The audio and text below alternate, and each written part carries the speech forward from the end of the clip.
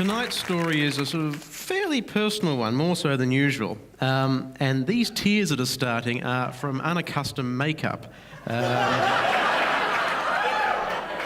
Please don't attribute them to human emotion. As I say, tonight's story is relatively personal. I think the details of it might be somewhat unusual, but the journey as a whole should be familiar to everyone, I would think.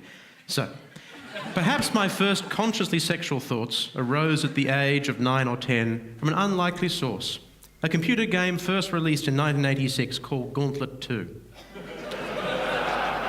While it wasn't a clear premonition of the brisk, workmanlike sodomy I would come to enjoy,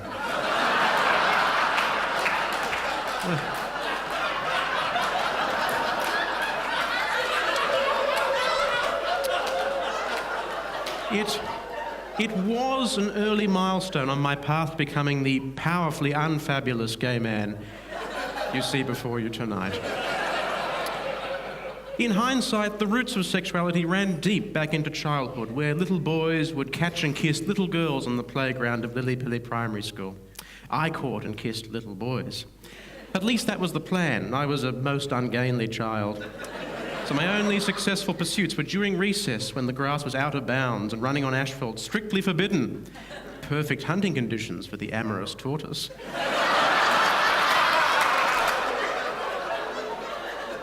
Like U-boat commanders off the East Coast in 1942, before the Americans sorted out convoys, little lunch was my happy time.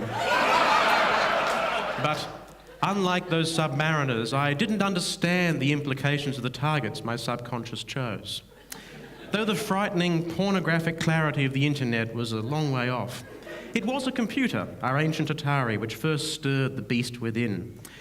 Gauntlet 2 flickered open the hard eye of a horny smorg, previously asleep under the golden innocence of childhood.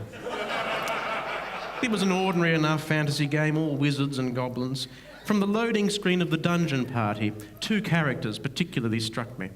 Thyra the Valkyrie was an Amazon in a leather bikini, the spiritual godmother to Xena, warrior princess, while Thor was a berserking beefcake barbarian who strayed perilously close to infringing Conan's copyright.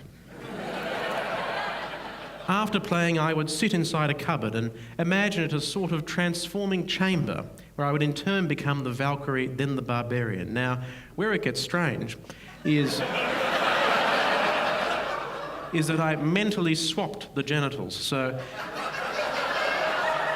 when I was Thyra, I sported a 10-year-old's understanding of an adult penis, while as Thor, I exhibited a baffled mental blank of a vagina, a smooth metaphysical absence of cock. Looking back, I don't really know what to make of this. I was too young to know what sex was, let alone a sex change, and my perversions have ended up drearily straightforward. However, I am happy to make myself available to any developmental psychologists who might be interested. And yes, I will accept payment in biscuits.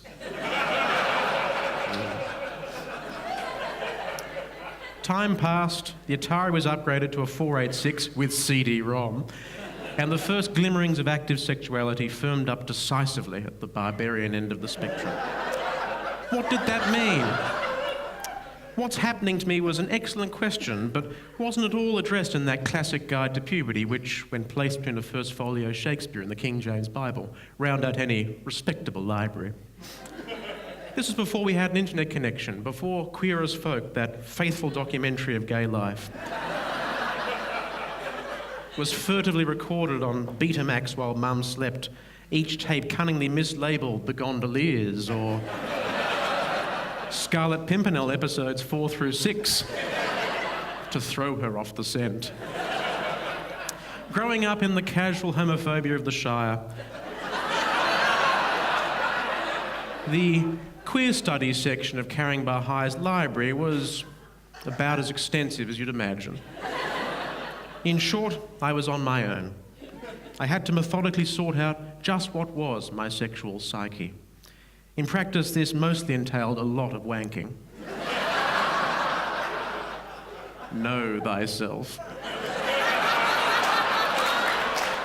But to what? No junk mail quite served the purpose of clandestine porn for a young gay in the same way that a Victoria's Secret catalogue did for straight teens. The men modelling underwear for Target and Big W were too wholesome, while the men of Lowe's were vaguely lumpen and run to seed. The new computer was no help, for there are no dicks on Encarta 95. However, the Cub Scouts had taught me to improvise in a challenging situation, so I turned to my father's library. His books on ancient history were stuffed with florid 19th century paintings brimming with naked men. Lacedaemonian youths exercising, oiled and rippling in their Greek gymnasia. King Leonidas and his brawny 300 ritually combing each other's hair before the Battle of Thermopylae. Now this is Sparta.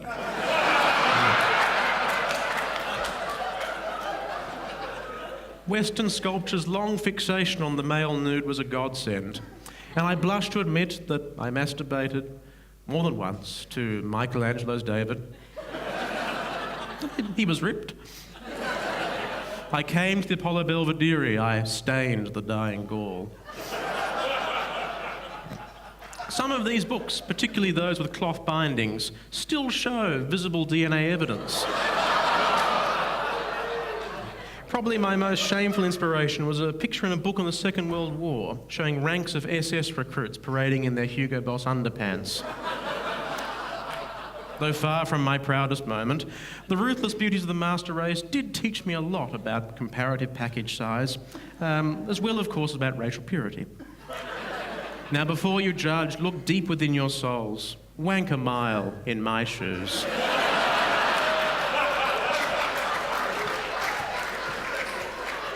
Ask yourselves this, placed in my situation, which of you would not have wanked to Nazis?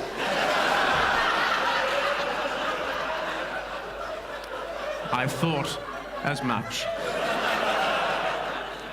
For a year or so, this is where matters stood until a couple of chance discoveries vastly expanded my horizons. One sleepover, Storyclub regular Mark Sutton and I were going through a cupboard stuffed with the family movie collection, bought and remaindered bulk from a sinking video store, when one title caught our eye. Flush! A madcap heist in which bank robbers flushed $1 million in gold down the toilet. We opened the case, looking forward to watching this nuanced drama, but were surprised to find, not flush, but a film my older brother had hidden, called Quest for Cum 12. The 11 earlier quests presumably having ended in failure. Shouldn't be difficult. 14-year-old Mark and I naturally got scared and jammed it to the back of the cupboard, but later I revisited it alone. The cast performances were lacklustre, the plot tenuous, and the film itself was poorly made, offending my exacting aesthetic standards. However, it did conclusively prove that Thyra the Valkyrie and the mysteries of her crotch were not for me. More promising was the discovery from Fossick in a different cupboard. What was it about cupboards? Which yielded my brother's collection of superannuated penthouses, hustlers and playboys, pensioned off into retirement after honourable service in his journey to bread and butter straightness. Now, too timid to actually take the magazines, I had the brainwave of cutting out all the men from their heterosexual context, to spirit them away to my room, rescued from their female tormentors.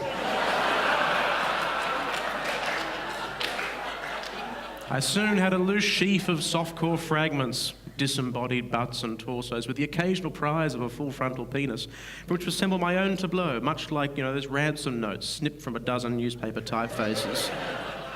My brother's concealment of Quest for Cum gave me the idea of hollowing out the insides of an expensive historical atlas to shelter my secret collection.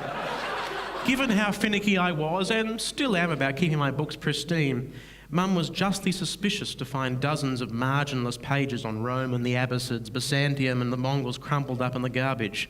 "Why are these in the bin?" she asked. "Because I felt like it," I replied. She must have known what I was about, but taking the book would have been too obvious, so she went upstream to the source. At the time, I wasn't sharp enough to realise I'd left behind telltale man-shaped gaps in the magazines. Eloquent ellipses, if you will. Loquacious lacunae. Incriminating interstices. Fag holes. When I returned to the hidden delights of the wardrobe, the pornos were gone. Still, as a budding historian, I knew that primary sources often went awry, and as I made a mighty harvest in my preliminary sweep, I thought no more about it. For a year, these flimsy figures that had left the damning silhouettes in my brother's porn danced in my imagination like a Balinese shadow puppet. Laid out on my proscenium thigh while the pounding gamelan of my heartbeat marked the tempo of secret panting frenzy. A risky business, for in a great cruelty to a teenage boy, my bedroom had no door.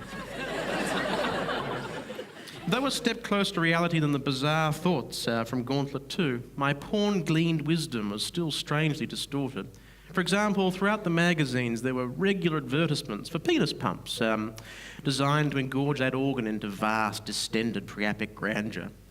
I assumed that this was part of a man's normal kit: razors, toothbrush, penis pump, cufflinks, tie pin, the usual. But not brave enough to stick my dick in the vacuum cleaner, I made do with a couple of toilet rolls masking tape to an empty shampoo bottle to serve as a sort of bellows.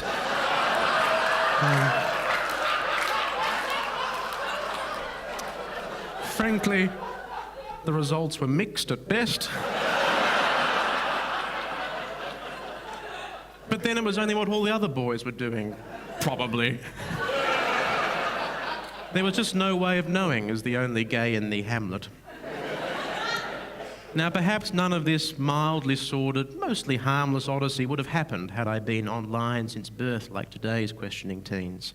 Had I early and open access to the bottomless, bottoming filth of the internet, I might have been more worldly wise, but something would have been lost if that bizarre, misguided, horny innocence, that hungry naivety were obliterated in a couple of joyless pixels. Of course, in the end, that's exactly what happened. When I was 15, we bought a dial-up modem for the Pentium 3, and Mum sprung me unzipped at the computer while crotchbuffet.com was loading. All she saw was the title page. These were more decorous days, with the word gay emblazoned in rainbow neon letters. But that was enough. It was final. It was out. Now, we've never really talked about it since, though we might now. But that all belongs to another chapter when we weren't quite so very young.